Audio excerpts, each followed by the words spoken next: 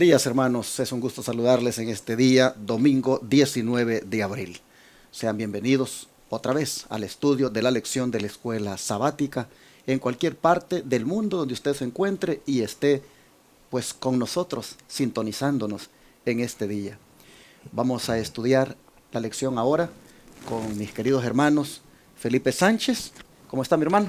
Buenos días, pastor. Es un gusto saludarles esta mañana y pues contento de poder participar de lo que es la lección de esta semana, en lo cual pues me va a tocar un tema muy interesante. Amén. Y el pastor Joselito Renterilla, ¿cómo está usted? Bien, pastor, gracias a Dios. Es un privilegio estar aquí y compartir esta lección con nuestra audiencia y pues deseando que sea para ayuda de cada uno de nuestros audiencias, ¿verdad? Y Amén. que sea ayuda espiritual para todos. Así es. Pues no podemos hacerlo sin orar. Así que, hermano Felipe, si es tan amable, tenga usted la oración. Bien.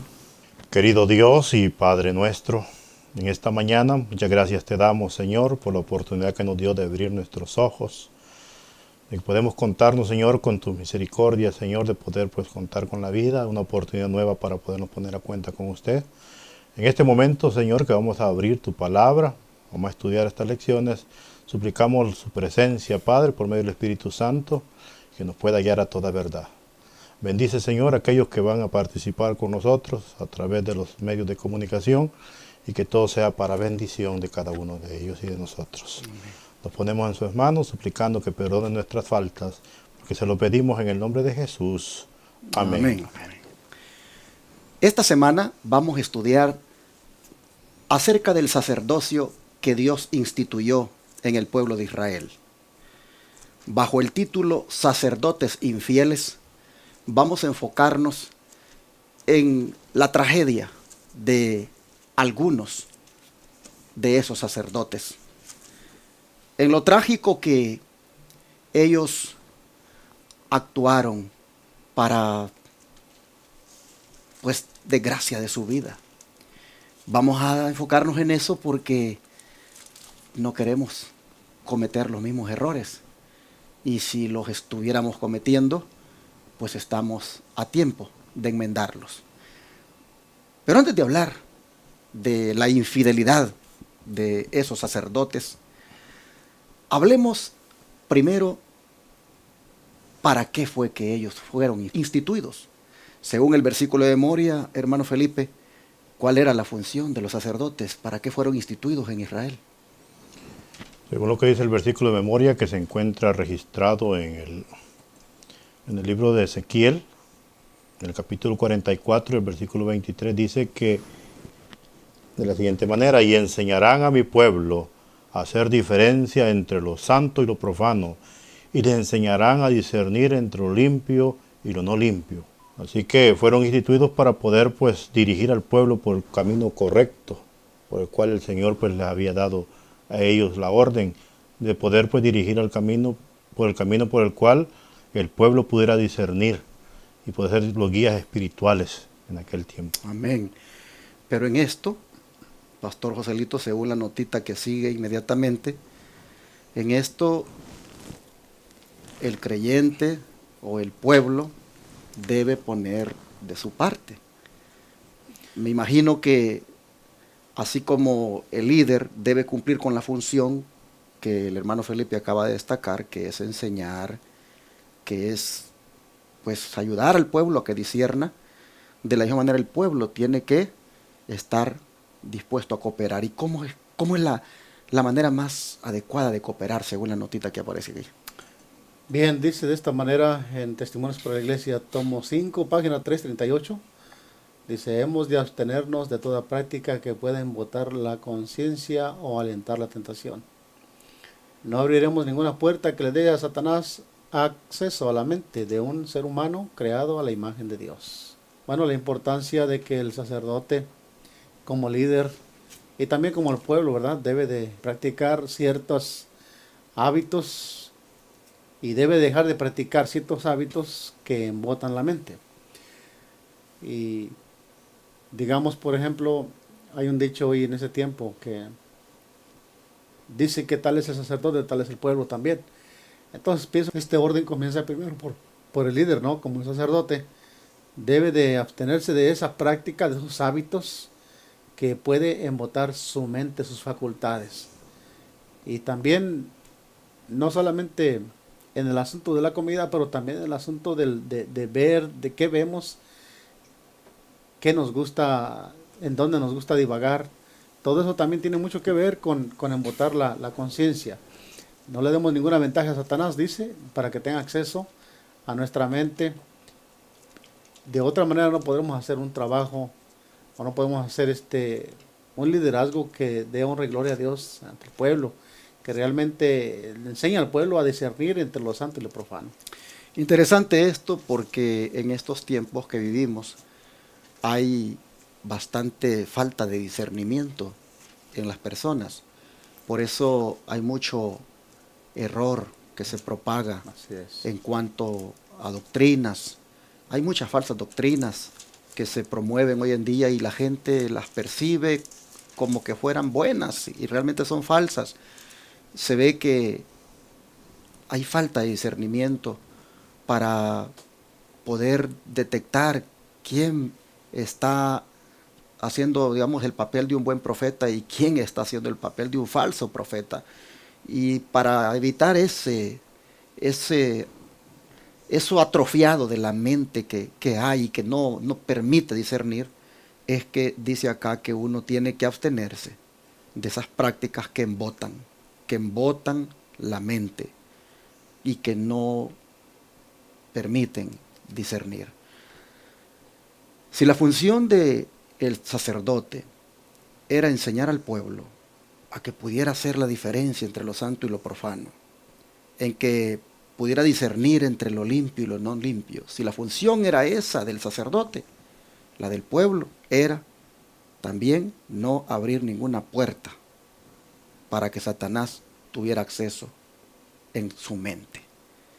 Y pudiéramos detenernos aquí, pero creo que vamos a dedicarle más detalle a esto cuando lleguemos al día miércoles.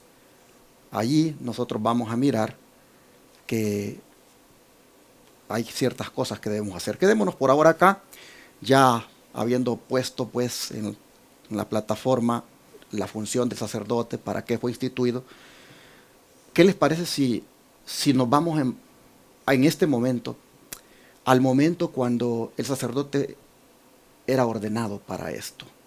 Porque estos sacerdotes que habían sido elegidos para esta función, ellos debían pasar por una ceremonia de consagración.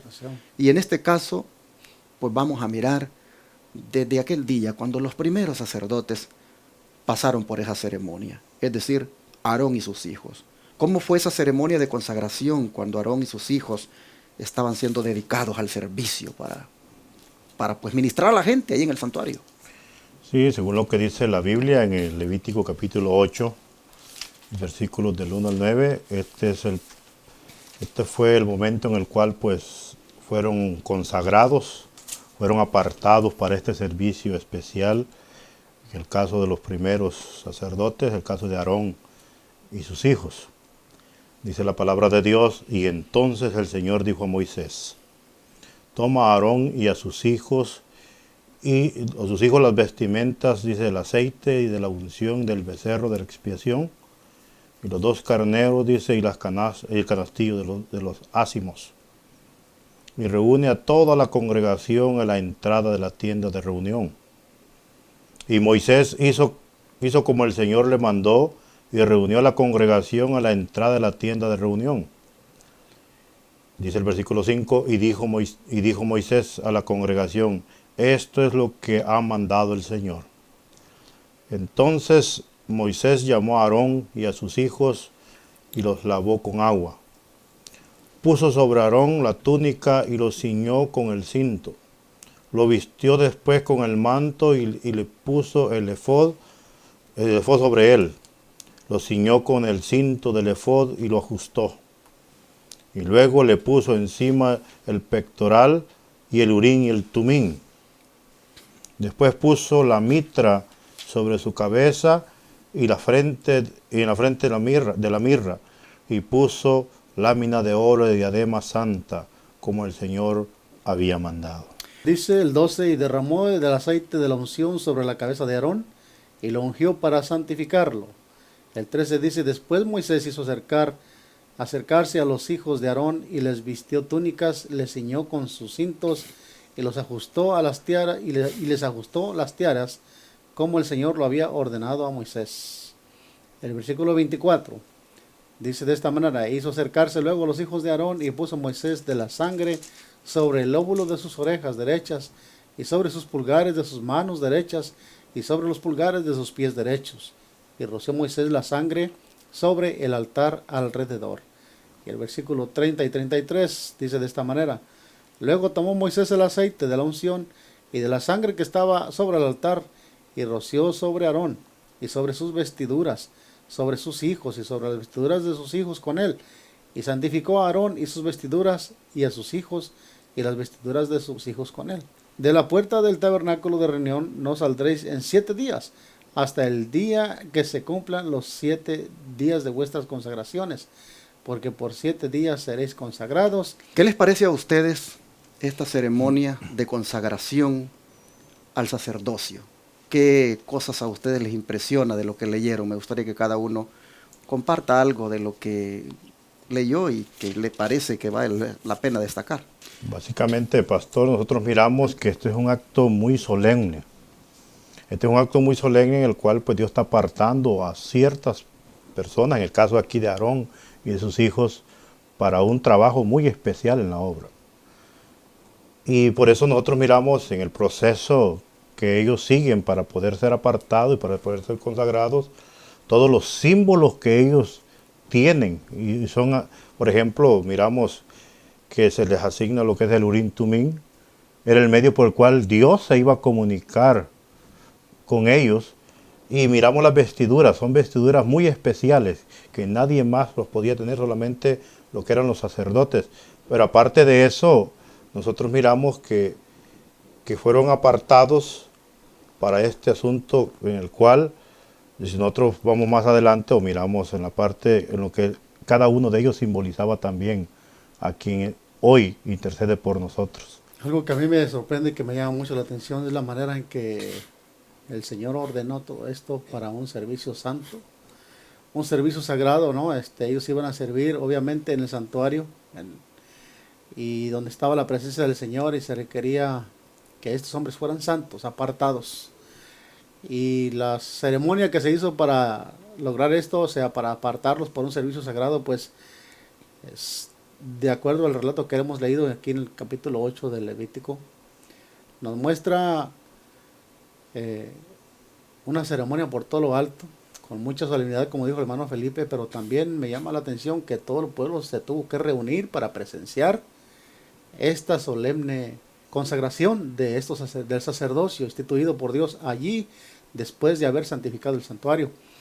Qué importante nos da a nosotros entender, pastor, que también hoy en día la unción, la consagración de siervos del Señor que se han apartado para esto, yo creo que es un llamado para que tomemos en cuenta cómo es que Dios toma esto muy, pero muy en serio. Todas estas cosas que hizo Moisés, que Dios le mandó, nos da a entender que Dios es bien, ¿cómo quisiera decir la palabra? Muy puntual, muy estricto en las cosas, cómo se deben de hacer. La Escritura deja bien claro en cada versículo, y Moisés hizo así como Dios le mandó. Ciertos versículos repiten mucho esa frase. Interesante esta consagración.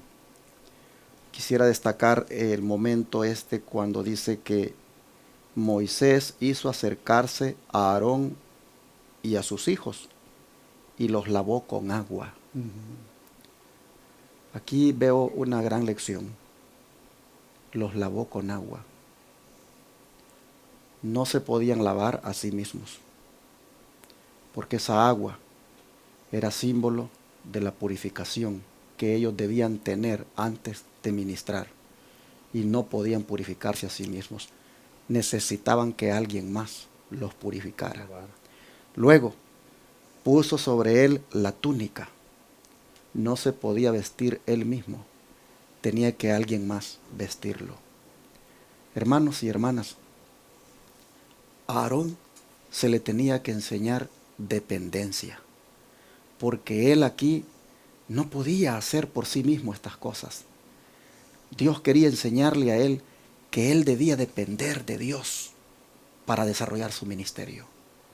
Si los ancianos de ahora, los diáconos, los pastores, que pasamos por esas ceremonias donde se nos impone las manos, lo comprendiéramos, mis hermanos, para cualquier cosita que habláramos, para cualquier cosita que hiciéramos, nosotros dependeríamos del Señor. A Aarón se le está diciendo, mira, este ministerio al que vas a entrar es un ministerio en el cual tú necesitas depender de Dios. La vestimenta que te estoy poniendo es un símbolo de la justicia divina, Aarón. Esta agua con la que te estoy lavando es un símbolo del agua viva que un día aquellos que la tomen les va a purificar también. Símbolo también de la sangre de Cristo, que es la única que puede purificar. Aarón, hermanos, el Señor le estaba dando esa tremenda enseñanza. Pero también, interesante, cuando se derramó el aceite de la unción, dice que fue sobre la cabeza, pero el Salmo dice aquel que descendió sobre la barba, dice, y luego también sobre toda su vestimenta.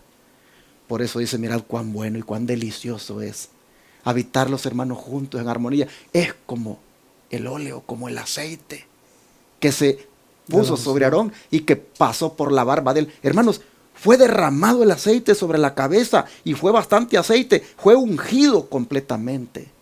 Aceite, símbolo del Espíritu Santo, hermanos. Este hombre no iba a entrar a un servicio común, iba a entrar a un servicio sagrado. Y luego me impresiona que dice que hace que se acerquen los hijos y luego dice, les pone sangre sobre el óvulo de sus orejas derechas, sobre los pulgares de sus manos derechas y también sobre los pulgares de sus pies derechos. Pero antes dice el 23 que esto mismo se hizo sobre Aarón. Se le pone igual sangre sobre el óvulo de su oreja, sobre el pulgar de su pie y también sobre el pulgar de su mano, pero todo derecho, todo derecho. Esto me impresiona, hermanos, porque yo me imagino el cuadro. Te pongo sangre en la oreja, Aarón, para que de aquí en adelante este oído esté atento a la voz de Jehová tu Dios. Te pongo sangre en la oreja para consagrar este oído a no oír lo que dicen tanto los hombres que te pueden desviar, sino a oír la voz del Señor. Te pongo sangre en la mano, en el pulgar, para que todo lo que hagas sea hecho con justicia, con santidad.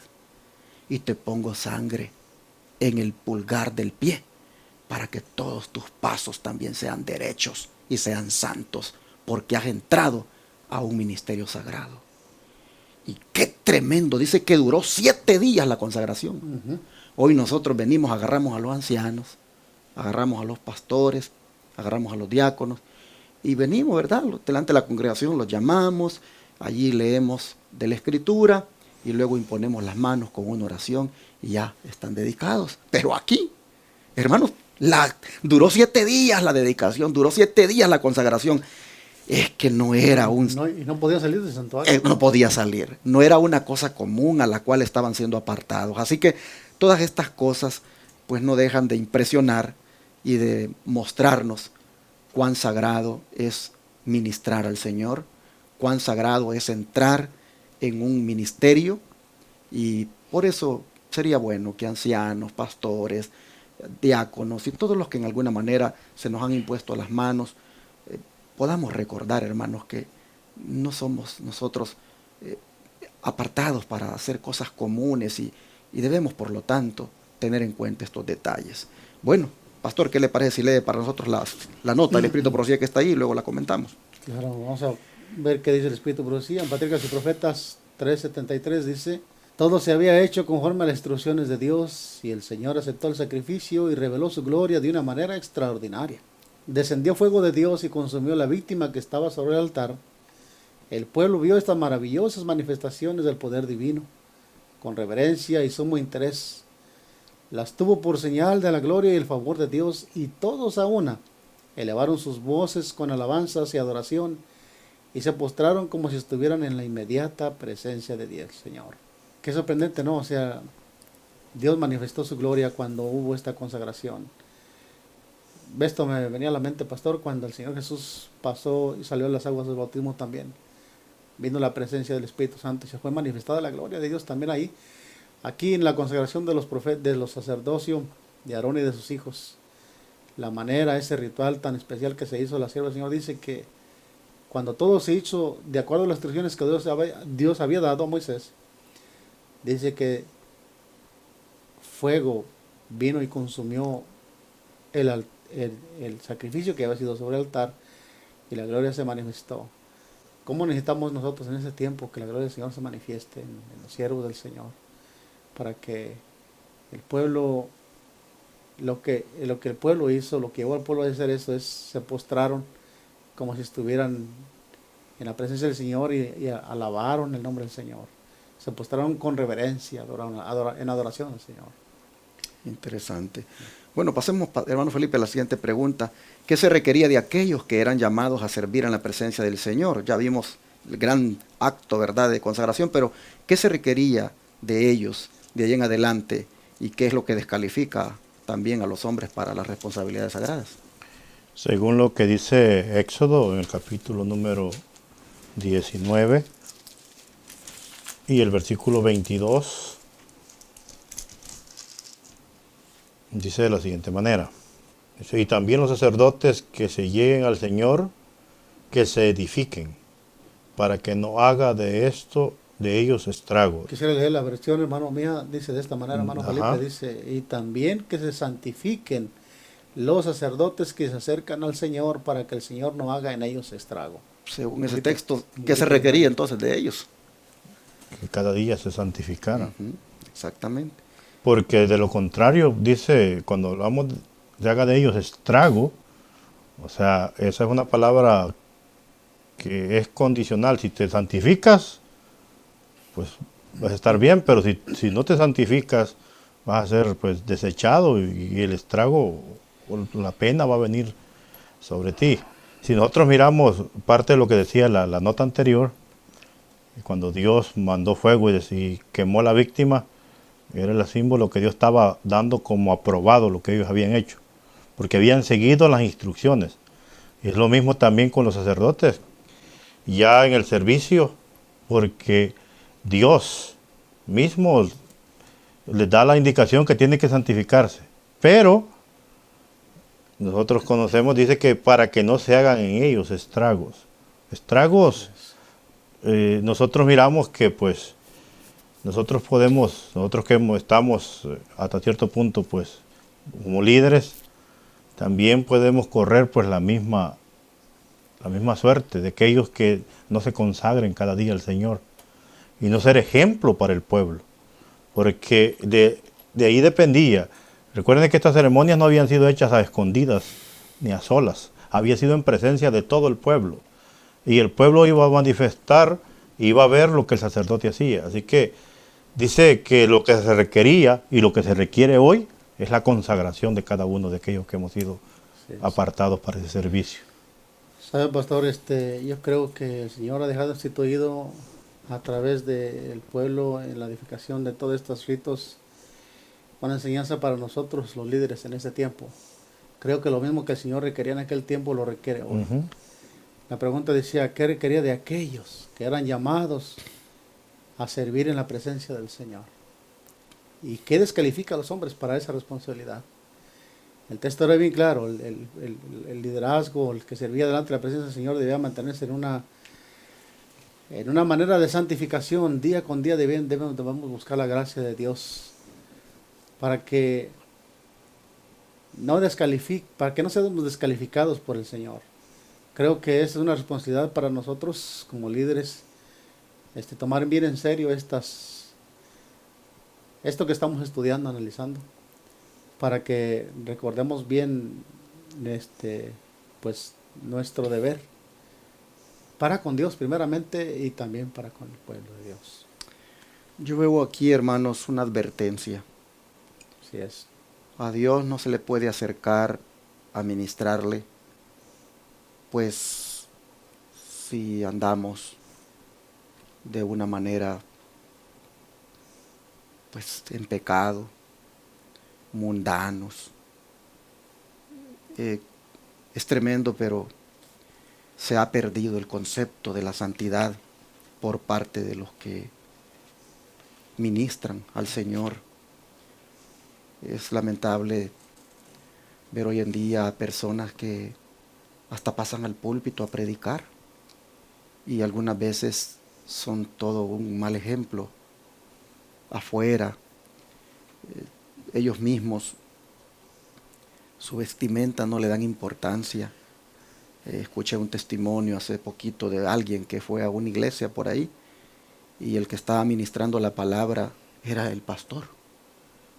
Pero resulta que el pastor tenía aquí en el pelo hasta una colita.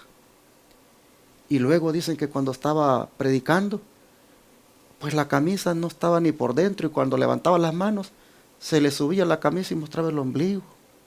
Y este era el pastor. Este es el que estaba ministrando a ese pueblo. Se ha perdido tanto el concepto ahora de quién es o qué significa esa persona delante de Dios, que se anda prácticamente actuando de una manera que no se ve que está apartado para Dios. Lo apartado para Dios, por supuesto, también eso tiene que ver con el corazón, pero se refleja de alguna manera. Entonces, aquí es una advertencia, hermanos, que los que nos acercamos a Dios para ministrar, debemos andar en santidad. De lo contrario, dice, será estrago sobre ellos. Bueno, vamos a terminar con la declaración final. Hermano Felipe, si gusta leerla. Dice en Testimonios para los Ministros, en la página número 370, de la siguiente manera: si alguien no tiene una relación vital con Dios, su propio espíritu y sentimientos prevalecerán. Y estos pueden ser bien representados por el juego extraño ofrecido en el lugar del juego sagrado.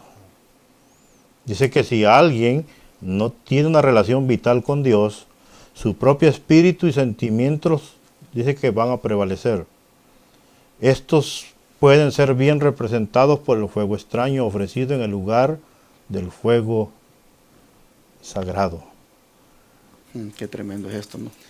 Y es que a veces el ser humano actúa más por impulso, pastor, a veces que por la razón. Si realmente viéramos que estamos haciendo, por ejemplo, cuando predicamos la palabra en un púlpito, en cierta manera como que se va perdiendo cierto espíritu de reverencia. No solamente los que predican, pero también los que tienen cualquier clase de participación en el lugar sagrado, ¿no? Los que cantan, los que pasamos, aún los diáconos, o en cualquier servicio que se haga para el Señor. Creo que debemos tomarlo bien en serio, pero dice que de tener esa relación vital con el Señor es tan importante para que en lo que hagamos, si no es verdad lo que estamos, si no es verdad nuestra vida, no es verdadera, entonces estamos ofreciendo juego extraño. Pero qué interesante esto que dice que si no se tiene una relación vital con Dios, el propio espíritu y sentimiento de uno es el que prevalece. Sí, es así, lo que uno tiene por dentro. Y de repente ahorita yo trato de pensar, ¿no? Porque pues yo soy líder, tengo este privilegio de pastorear. Y cuántas veces en mi vida pude haber manifestado mi propio espíritu, mis propios sentimientos, y han prevalecido por haberme descuidado de no tener una relación vital con el Señor. En este momento yo estoy evaluándome, porque esto, hermanos, es muy solemne, esto es muy serio. Miren, cuando hacemos esas juntas de iglesia, ¿quiénes somos los que estamos allí? Ahí estamos los ancianos de iglesia, el pastor, los pastores, los diáconos. Ahí estamos las personas a quienes se les ha impuesto las manos. Ahí estamos los que hemos pasado por esas ceremonias de consagración. ¿Y cuántas veces en esas juntas hemos hecho que prevalezcan nuestros sentimientos y nuestro propio espíritu? Oh, hermanos, solo porque no hemos tenido una relación vital con el Señor.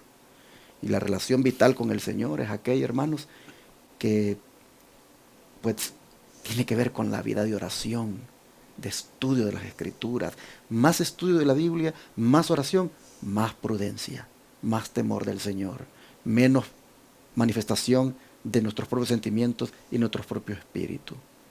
Ah, mis hermanos, cuando nosotros no tenemos cuidado de eso, venimos y le ofrecemos fuego extraño al Señor. En un púlpito podemos tener la Escritura y en vez de tener el discernimiento adecuado para un texto, tiramos nuestras propias ideas u opiniones y tal vez nada que ver. Y tal vez solo se refleja mi propio sentimiento, mi propio espíritu. Que Dios nos ayude, la verdad.